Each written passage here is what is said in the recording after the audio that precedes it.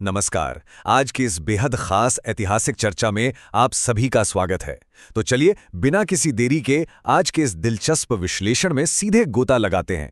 आज हम जिस विषय पर बात करने जा रहे हैं ना, वो सिर्फ इतिहास का एक पन्ना नहीं है, बल्कि एक ऐसा अध्याय है जिसने एक पूरे उपमहाद्वीप की किस्मत को हमेशा के लिए बदल कर रख दिया। हम बात कर रहे हैं उस नायक की जिसने छोटे छोटे टुकड़ों में बटे एक बिखरे हुए राष्ट्र को एक सूत्र में पिरोया। चक्रवर्ती सम्राट चंद्रगुप्त मौर्य। सच कहूं तो यह सिर्फ एक राजा की कहानी बिल्कुल नहीं है। ये कहानी है उस बेजोड़ संकल्प की जिसके दम पर भारतवर्ष को अपना पहला वास्तविक और अखंड स्वरूप मिला। चंद्रगुप्त मौर्य वो नींव का पत्थर हैं जिस पर हमारे इतिहास के एक विशाल साम्राज्य की पूरी इमारत खड़ी हुई।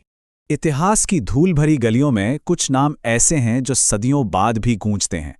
ये लाइन ना मुझे व्यक्तिगत रूप से बहुत गहरी लगती है। जरा सोचिए, समय के साथ बड़ी बड़ी सभ्यताएं मिट्टी में मिल जाती हैं, राजा आते हैं चले जाते हैं, लेकिन कुछ नेताओं की विरासत इतनी शक्तिशाली होती है कि वो समय की सीमाओं को भी पार कर जाती है। चंद्रगुप्त मौर्य यकीनन एक ऐसा ही नाम है। इस पूरे विश्लेषण के दौरान हम यही समझेंगे कि आखिर कैसे एक अकेले शासक ने शक्तिशाली मगध की दास्ता की बेड़ियों को तोड़ा और एक ऐसे नए भारत का निर्माण किया जिसकी गूंज आज इतने सदियों बाद भी हमें सुनाई देती है। अब देखिए, सबसे पहले तो हमें यह समझना होगा कि उस समय दांव पे आखिर लगा क्या था। लक्ष्य था अखंड भारत। चंद्रगुप्त मौर्य से पहले के भारत की कल्पना कीजिए। वो छोटे छोटे बिखरे हुए और आपस में लड़ते राज्यों का एक समूह भर था। कोई एक राजनीतिक केंद्र नहीं था। कई राज्य तो पूरी तरह से गुलाम थे। तो ये जो अखंड भारत का विजन था ना, यानी एक राजनीतिक रूप से एकीकृत और अविभाजित राष्ट्र, यही वो इकलौता और महान लक्ष्य था जिसने चंद्रगुप्त के हर कदम को दिशा दी। ये सिर्फ नक्शे पर लकीरें खींचने या भौगोलिक सीमाओं को जोड़ने का प्रयास नहीं था, बल्कि एक साझा पहचान बनाने का एक बहुत ही अभूतपूर्व सपना था। तो चलिए इस कहानी के पहले हिस्से की तरफ बढ़ते हैं। चाणक्य ने गढ़ा एक नेता, संघर्ष से नियति तक। चंद्रगुप्त का शुरुआती जीवन कोई राजमहलों वाला नहीं था, बल्कि एक गहरे संघर्षों से भरा हुआ था। लेकिन उनकी किस्मत का ताला तब खुला जब उनकी मुलाकात तक्षशिला के गुरुकुल के उस महान कूटनीतिज्ञ से हुई जिन्हें हम आचार्य चाणक्य के नाम से जानते हैं। ये वाकई में एक टर्निंग पॉइंट था, जहां पूरे दुनिया को सिर्फ एक साधारण सा संघर्ष करता हुआ बालक दिखाई दे रहा था, वहीं चाणक्य की पारखी नजरों ने उस बालक के भीतर बैठे भविष्य के एक महान सम्राट को पहचान लिया। एक ऐसा सम्राट जो भारतवर्ष के इन बिखरे हुए टुकड़ों को समेटने की ताकत रखता था। और फिर चाणक्य ने उस छिपी हुई क्षमता को बाहर निकालने का एक बहुत बड़ा संकल्प ले लिया।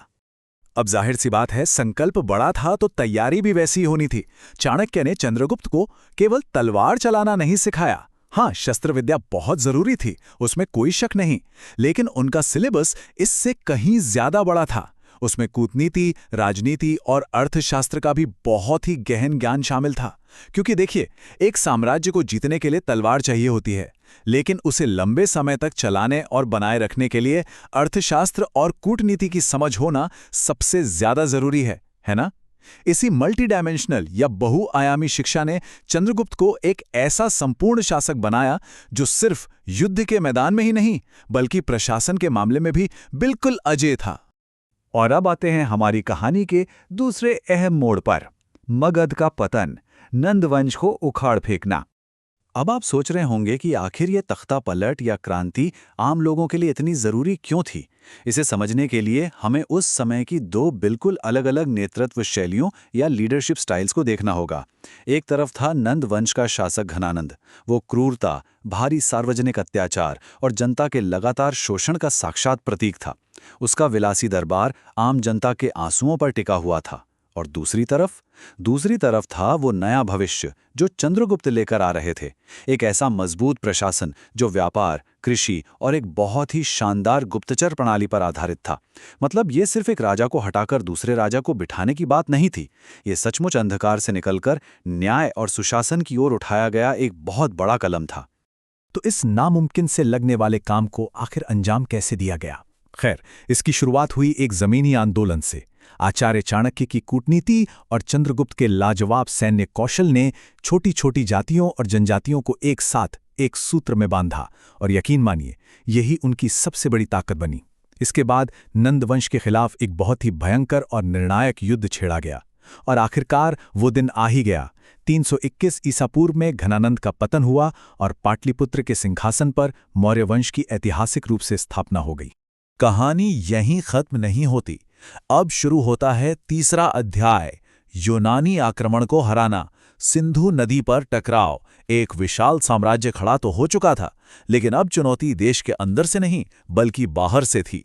जरा इस टाइमलाइन पे गौर कीजिए। घटनाक्रम कितनी अविश्वसनीय तेजी से बदले हैं। 321 ईसा पूर्व में आंतरिक विद्रोह के जरिए नंदवंश को हराया गया और उसके कुछ ही सालों बाद 305 ईसा पूर्व में चंद्रगुप्त को सिकंदर के पूर्व सेनापति सेल्यूकस निकेटर की एक विशाल सेना का सामना करना पड़ा। मतलब सोचकर देखिए, एक तरफ देश के अंदर का विद्रोह शांत करना और दूसरी तरफ अचानक एक बाहरी महाशक्ति के खिलाफ पूरे राष्ट्र की रक्षा करना। ये सफर चंद्रगुप्त की रणनीतिक गति और उनकी सेना की जबरदस्त ताकत को साफ साफ दर्शाता है। और सिंधु नदी के तट पर जो हुआ वो कोई साधारण टकराव नहीं था। चंद्रगुप्त मौर्य की सेना ने ऐसा अदम्य साहस दिखाया कि यूनानियों को पूरी तरह घुटने टेकने पर मजबूर होना पड़ा। लेकिन असली खेल, या कह लीजिए असली बुद्धिमानी, तो युद्ध के बाद दिखी। ये कोई आम सैन्य विजय नहीं थी। इसका नतीजा ये हुआ कि एक बहुत ही ऐतिहासिक संधि हुई और चंद्रगुप्त ने सेल्यूकस की बेटी हेलेना से विवाह किया। ये कोई छोटी बात नहीं थी। इस एक कूटनीतिक मास्टर स्ट्रोक ने न सिर्फ आने वाली सदियों के लिए बाहरी आक्रमणों को शांत कर दिया, बल्कि दो बिल्कुल अलग अलग सभ्यताओं के बीच एक नया पुल भी खड़ा कर दिया। और अगर हम इस विजय के भौगोलिक प्रभाव की बात करें तो वो सचमुच हैरान कर देने वाला था।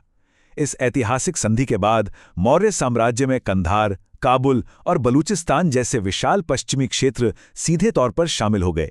ये भारत के मैप का एक ऐसा विस्तार था जो पहले कभी नहीं देखा गया था। जिस भारत की कल्पना आचार्य चाणक्य ने कभी की थी, वो अब सिर्फ एक सपना नहीं था, वो हिमालय से लेकर पश्चिमी सीमाओं के पार तक एक वास्तविक, विशाल और अखंड साम्राज्य का रूप ले चुका था। अब हम बढ़ते हैं अपनी चर्चा के चौथे और आखिरी हिस्से की ओर, सम्राट से तपस्वी भिक्षु तक सत्ता का त्याग। और यकीन मानिए, अब जो मोड़ आता है वो पूरे इतिहास के सबसे चौंकाने वाले बदलावों में से एक है।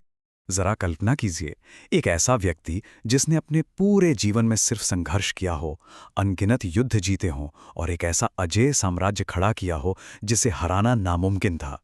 जीवन के आखिरी पड़ाव में जब उसके पास सब कुछ था, तब उसे इस असीम सत्ता का कोई मोह ही नहीं रहा। जैन मुनि भद्रबाहु के आध्यात्मिक मार्गदर्शन में चंद्रगुप्त ने अपनी सारी शक्ति, अपना इतना विशाल साम्राज्य, सब कुछ अपने पुत्र बिंदुसार को खुशी खुशी सौंप दिया, और वो भी बिना किसी खून खराबे या विरोध के। ये पूर्ण विरक्ति का एक ऐसा क्षण था जिसे शब्दों में बांधना मुश्किल है। एक ऐसा सम्राट जिसके इशारे पर लाखों की सेना चलती थी, वो अब सब कुछ छोड़कर संन्यास की राह पर चल पड़ा था। और उनका ये संन्यास कोई साधारण संन्यास नहीं था। उन्होंने सल्लेखना को अपनाया। अब ये सल्लेखना क्या है?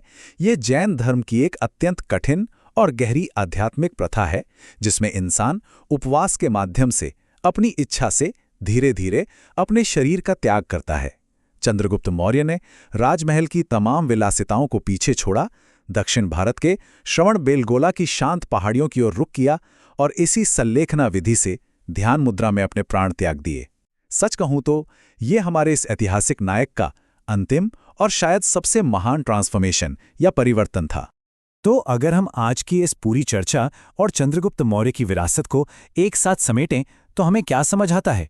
वो केवल एक विजेता या एक शानदार प्रशासक भर नहीं थे, वो भारतीय स्वाभिमान के एक अमर प्रतीक बन गए। उन्होंने एक ऐसे राष्ट्र को राजनीतिक रूप से जोड़ा जो बुरी तरह बिखरा हुआ था, और उसे बाहरी विदेशी हमलों से सुरक्षित किया। एक बिल्कुल साधारण से बालक से शुरू होकर एक चक्रवर्ती सम्राट बनने और फिर अंत में एक तपस्वी के रूप में अपना जीवन त्यागने का उनका ये जो पूरा सफर है ना, वो आज भी दुनिया भर के नेताओं और विचारकों के लिए एक बहुत बड़ी प्रेरणा है। अंत में ये ऐतिहासिक गाथा हमें एक बहुत ही गहरे और विचारोत्तेजक प्रश्न के साथ छोड़ जाती है। जरा सोचिएगा, क्या किसी शासक की ताकत का सबसे बड़ा पैमाना इस बात में पाया जा सकता है कि वो अपनी सारी सत्ता को त्यागने की इच्छा रखता है? एक तरफ पूरी दुनिया को जीतने की ताकत और दूसरी तरफ उसे एक ही पल में छोड़ देने का असीम साहस। सत्ता हासिल करना शायद आसान हो सकता है, लेकिन सत्ता के एकदम चरम पर रहकर अपनी मर्जी से उसे त्याग देना ही शायद सच्ची महानता है ना? इसी विचार के साथ आज के इस विश्लेषण को हम यहीं समाप्त करते हैं। इतिहास के इस इतने शानदार और प्रेरणादायक पन्ने को हमारे साथ समझने के लिए आपका बहुत बहुत धन्यवाद।